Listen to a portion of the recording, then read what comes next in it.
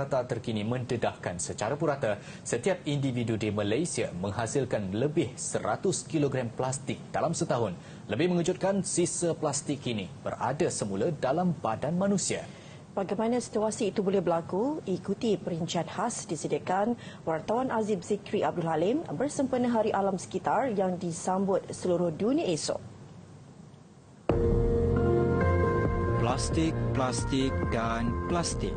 Membawa tema Beat Plastic Pollution pada Hari Alam Sekitar yang disambut tahun ini, isu penggunaan dan pembuangan sisa plastik diangkat dalam menyahut seruan Pertubuhan Bangsa-Bangsa Bersatu PBB mengurangkan pencemaran plastik sebanyak 80% menjelang 2000. Penggunaan plastik secara berlebihan telah membawa banyak kesan negatif kepada alam sekitar dan kehidupan manusia. Plastik sukar terurai dan mengambil masa ratusan tahun untuk hancur sepenuhnya. Akibatnya, pelongokan sisa plastik di tapak pelupusan sampah, sungai dan lautan semakin meningkat. Oleh itu, tindakan segera perlu diambil untuk mencari alternatif yang lebih mesra alam seperti bioplastik bagi mengurangkan pencemaran plastik di dunia.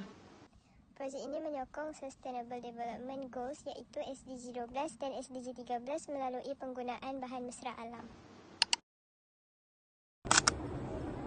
Untuk menyelesaikan masalah tersebut, idea projek kami ialah menghasilkan bioplastik daripada kulit apel.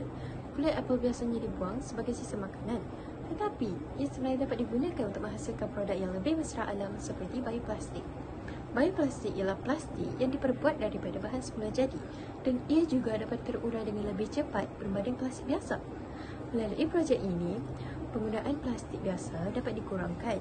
Selain itu, sisa kulit apel dapat dikitar semula untuk menghasilkan produk yang lebih berguna.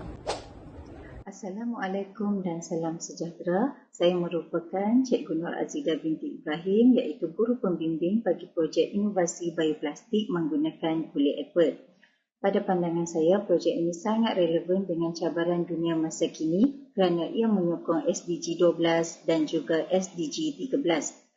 Projek ini berjaya mengeluarkan sisa kulit apel yang biasanya dibuang kepada bioplastik yang lebih mesra alam dan boleh terurai secara semula jadi. Ini menunjukkan murid bukan saja kreatif, malah mampu menghasilkan penyelesaian inovatif terhadap masalah pencemaran plastik dan pembaziran makanan.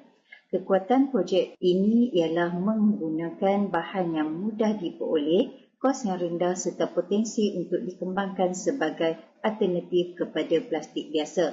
Selain itu, murid turut mengaplikasikan elemen STEM melalui proses penyelidikan, pengujian dan penghasilan produk. Sebagai cadangan penambahbaikan, projek ini boleh diteruskan dengan menguji ketahanan bioplastik dan menambah baik reka bentuk produk supaya lebih praktikal untuk kegunaan harian. Saya percaya projek seperti ini mampu memberi kesedaran kepada masyarakat tentang kepentingan teknologi hijau dan kelestarian alam sekitar.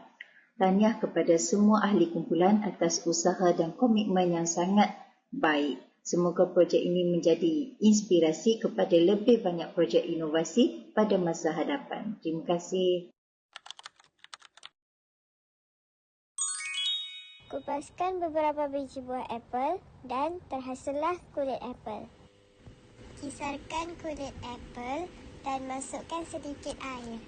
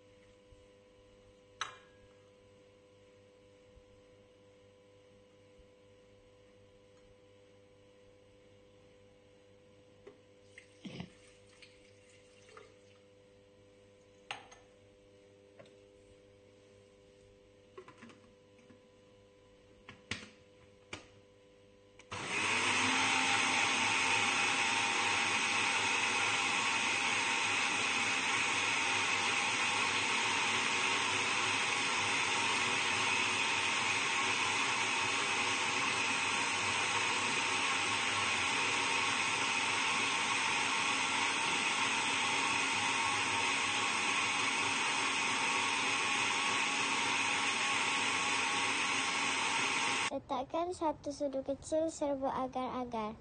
Masukkan adunan kulit apel yang telah dikisar dan masukkan gliserin. Dan akhirnya, tuang ke dalam loyang sedia ada.